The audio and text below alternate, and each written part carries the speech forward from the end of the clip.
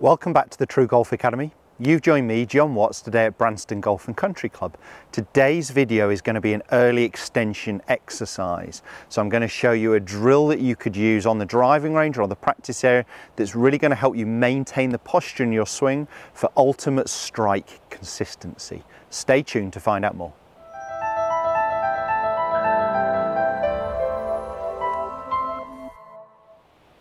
As mentioned, today's video is going to be an early extension drill. So what I've got here is what I use as my laptop stand, my iPad stand in my coaching room, but it really is a music stand. And I'm sure you could pick up a music stand very cheaply and it'll be something you could transport to and from the range quite easily as it collapses.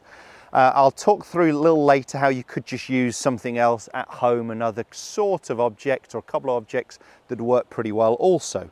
The idea with this is that my backside is going to be staying in contact with it, so that's the idea. What is early extension? Let's quickly run through that. What we see with a lot of golfers is on their downswing, we see their hips moving forwards towards the golf ball.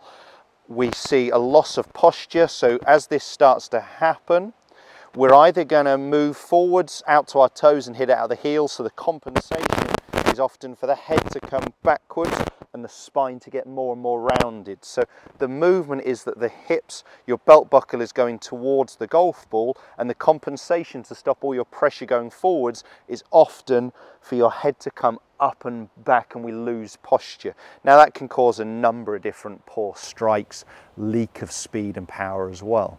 So what we're trying to do is as we start the downswing, keep our spine angle, or actually even increase our spine angle from our pelvis a little bit on the downswing. We see with elite golfers here. Now there is extension of our body and it should happen with our lead side, so my left leg into impact.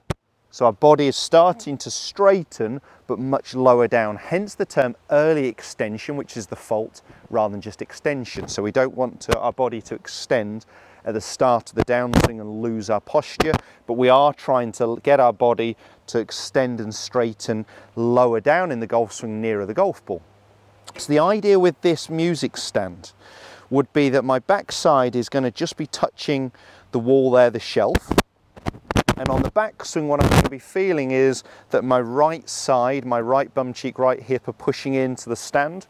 At the start of the downswing, both bum cheeks, and then as I turn into impact, I want to feel like I'm pushing it over or backwards with my left side, so my hips are doing this. So it's my trail hip, my right hip moving into the stand on the backswing. Both bum cheeks at the start of the downswing as we center our hips.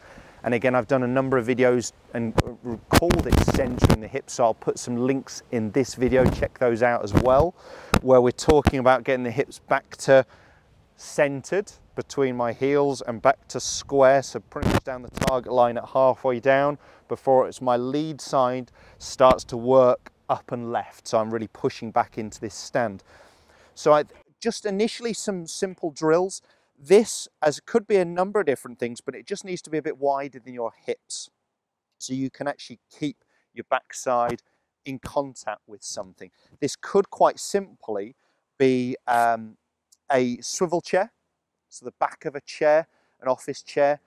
The chair, and I've done a video again on this, would start to turn in the opposite direction. So as your hips turn to the right, the chair would turn to the left, but still in contact. Back to center, and as my left hip turned into it, the chair would start to swivel to the right, so it works really well. And as an at-home drill, I would just use a beach ball or a gym ball, sit-up ball, behind your backside, between your backside and the wall, where you can try and keep your backside in contact with something while making those slow movements. The benefit of this stand and taking it to the range is I can hit shots doing this. So I'm going to set up. I've got a 7-iron here, but this would be relevant with anything. The legs on my stand are just a little bit in the way. So I'm just going to move the ball just a touch further back.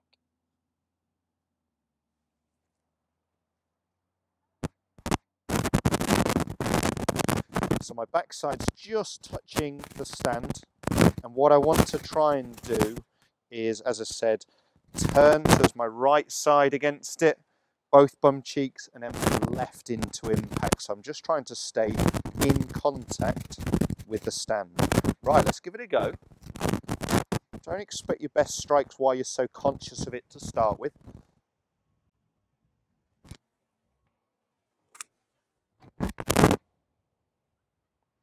So it really felt like a push back with my right side, back to centered, and then really into my left hip as well. I had that one on a small tee.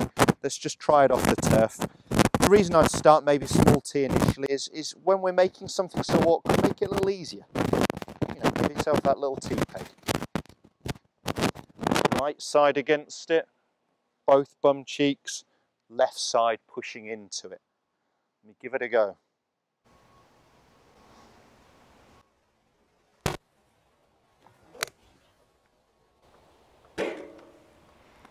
Well, that could be a very good sign that I managed to push the stand over. So I've really felt my right side move into it, and then on the downswing into impact, it felt like it was more my left side pushing into that stand, which is the whole idea with this exercise. So anything where we can actually feel like our backside is staying on that shelf and we're coiling around it. So we're starting to create this golf swing but maintain posture. As I said, there's a real simple at-home drill, just using a core sit-up ball between the wall and your backside.